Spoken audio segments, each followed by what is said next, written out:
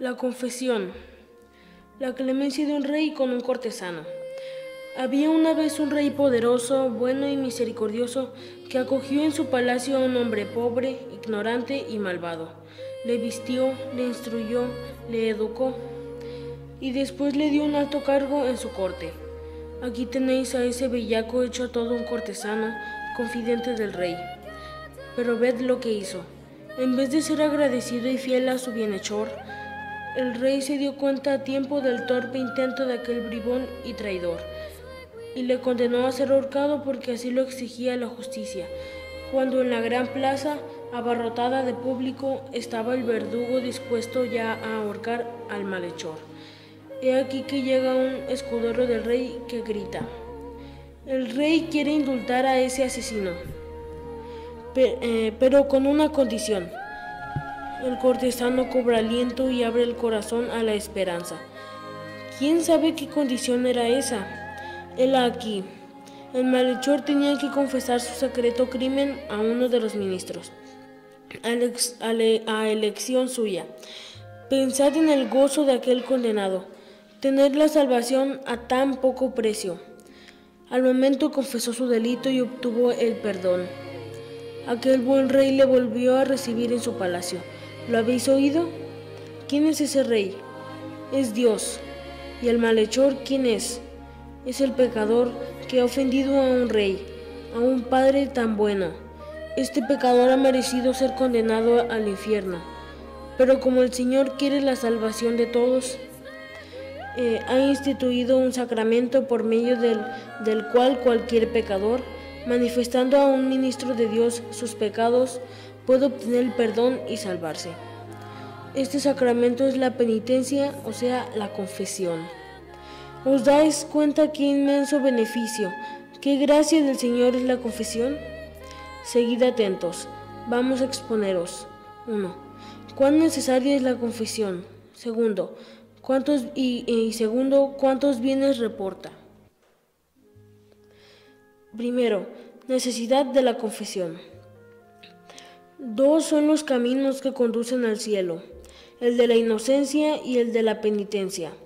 El que no es inocente, si quiere salvarse, tiene que recurrir a la penitencia, que es el único remedio para borrar los pecados. El que perdona los pecados es el Señor, pero quiere que los confesemos a sus ministros, es decir, a los sacerdotes, los cuales han recibido de Dios el poder de perdonar los pecados cometidos después del bautismo. Y aquí como el Señor les dio este poder. Jesucristo resucitado se apareció a sus apóstoles, que fueron sus primeros sacerdotes, y les dijo: recibid el Espíritu Santo. A quienes perdonareis los pecados, les serán perdonados, y a quienes se los retuviereis, les serán retenidos.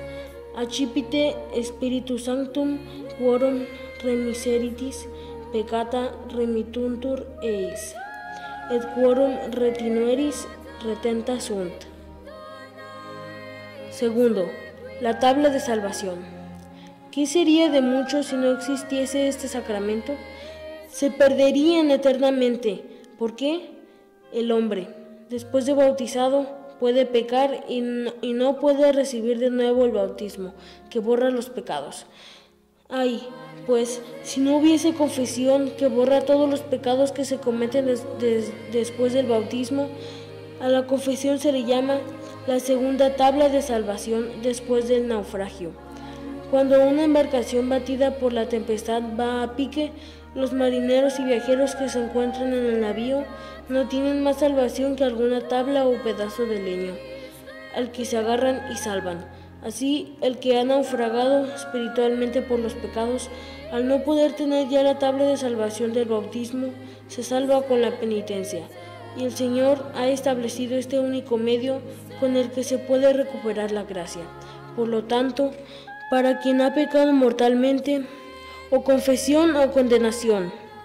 Queridos hijos, si tuvieseis la gran desgracia de caer en algún pecado mortal y queréis el perdón, tenéis que confesarlo, porque todo otro medio que se os ocurriese practicar, por ejemplo, oraciones, limosnas, ayunos, penitencias, todo sería inútil, o confesarse o condenarse. Pelagio y las inútiles penitencias. Se lee en las historias de San Benito que un muchacho llamado Pelagio, educado en el santo temor de Dios, era una flor de virtud y de inocencia. Al morir sus padres, se retiró a una ermita donde hacía vida de santo. El demonio, envidioso de su virtud, le molestaba continuamente con muy fuertes tentaciones, que el inocente joven vencía siempre con el arma de la oración. Pero un día dejó la oración y cayó en un pecado impuro. Acometióle entonces una gran tristeza y suspirando decía: «Oh, pobre Pelagio, ¿dónde has caído?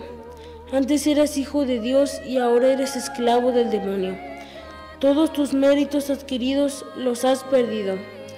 En ese triste estado, se dio a maltratar su cuerpo y a redoblar las oraciones, pensando obtener así el perdón de su pecado. Pero, ¿confesarse? No tuvo nunca el valor para decir aquella culpa a ningún confesor. ¿Qué ocurrió? Así procedió hasta la muerte y murió en su pecado. ¿De qué le valieron todas aquellas penitencias? Se perdió miserablemente mientras todos le juzgaban un santo. Tercero, el falso remedio descuidado. ¿Pide acaso mucho el Señor para darnos su perdón? ¿Podría justamente exigirnos penitencias, ayunos, peregrinaciones, y no tendríamos más remedio que avenirnos a sus condiciones? En cambio, y agradecérselo, mirad qué bondad y qué indulgencia. Solo quiere que confesemos los pecados. Es poco, ¿verdad? Sin embargo, muchos ni siquiera hacen este poco, y antes que confesarse, prefieren estar con sus pecados a cuestas, huyendo del médico y de la medicina que les puede curar. Ciegos y lisiados que huyen de San Martín. Se cuenta en la vida de San Martín, obispo, que algunos desgraciados charlaban un día juntos cuando de pronto oyeron que venía a donde ellos el santo obispo. Al saberlo se dieron a la huida atropelladamente. ¿Sabéis por qué? Por miedo a que el santo les curara. Sabían que curaba milagrosamente a muchos enfermos y a ellos no querían la salud para seguir con su negocio de ganar sin trabajar. Caso extraño, ¿no? No obstante, ¿cuántos jovencitos se portan así? Prefieren vivir con el alma enferma, ulcerada, en desgracia de Dios y estar al borde del infierno, antes que curarse y recobrar la gracia y amistad con Dios por medio de la confesión.